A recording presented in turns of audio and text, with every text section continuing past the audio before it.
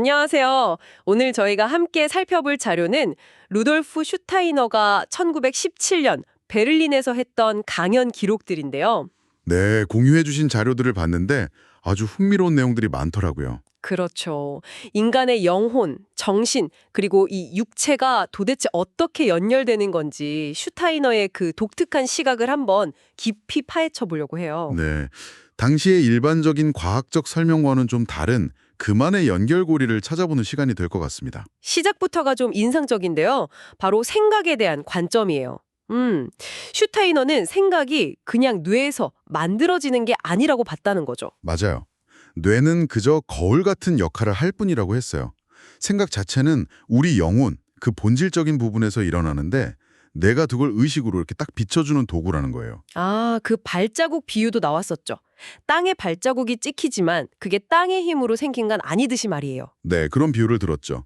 그리고 여기서 한 걸음 더 나아가서 인간 존재를 세 가지 측면으로 나눠서 설명을 해요. 아, 그 유명한 생리적 삼중 구성 말씀이시군요. 다른 저서에서도 중요하게 다루는 개념이잖아요. 네, 맞습니다. 인간을 이해하는 핵심 틀 같은 건데요. 단순히 몸과 마음 이렇게 이분법적으로 보는 것과는 차원이 좀 다르죠. 그렇죠. 첫 번째가 표상활동, 볼스텔렌. 그러니까 생각하고 상상하는 능력.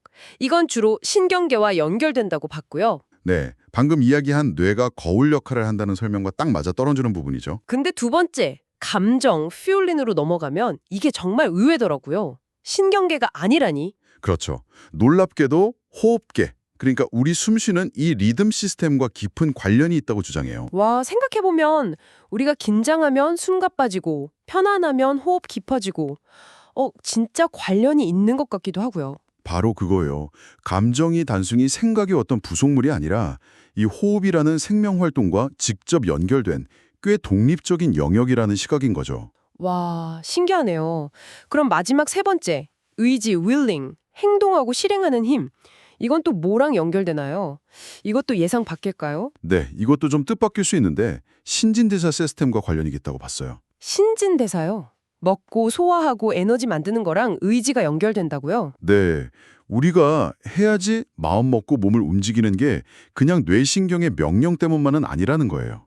우리 안에 어떤 영적인 힘이랄까? 그런 것이 물질 대사를 통해서 몸으로 발현되는 과정이라고 본 거죠. 그러니까 정리하면 생각은 신경계, 감정은 호흡계, 의지는 신진대사계 이렇게 각각 다른 신체 시스템이랑 짝을 이룬다는 거군요. 정확합니다.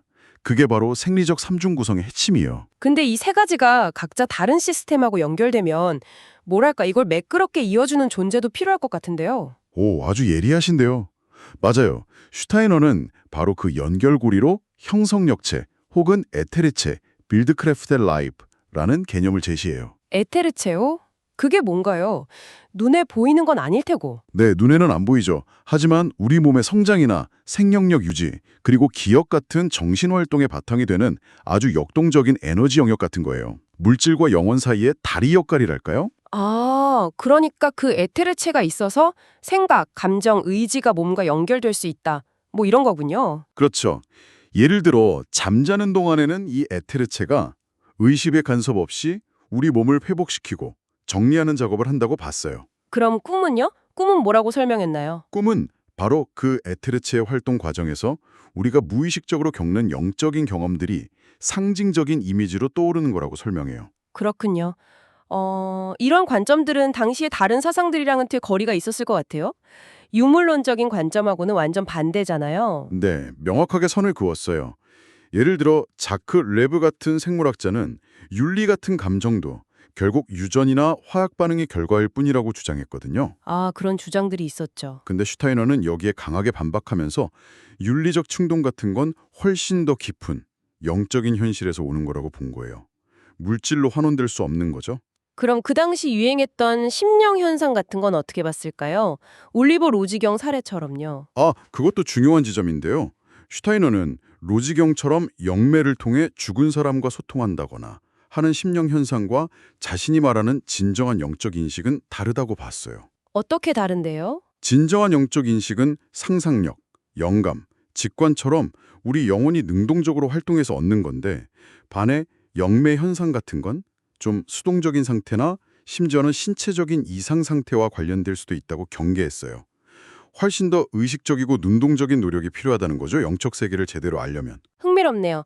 그럼 운명, 식살에 대해서는 어떻게 이해했을까요? 이것도 그냥 외부에서 닥치는 사건 뭐 이런 건 아니라고 봤겠죠? 아니라 우리가 태어나기 전 그 영적인 세계에서 가져온 내면의 어떤 성향 같은 것과 살면서 만나는 외부 환경이 서로 엮여서 만들어지는 직물과 같다고 봤어요. 내면의 성향과 외부 환경의 만남이라? 네.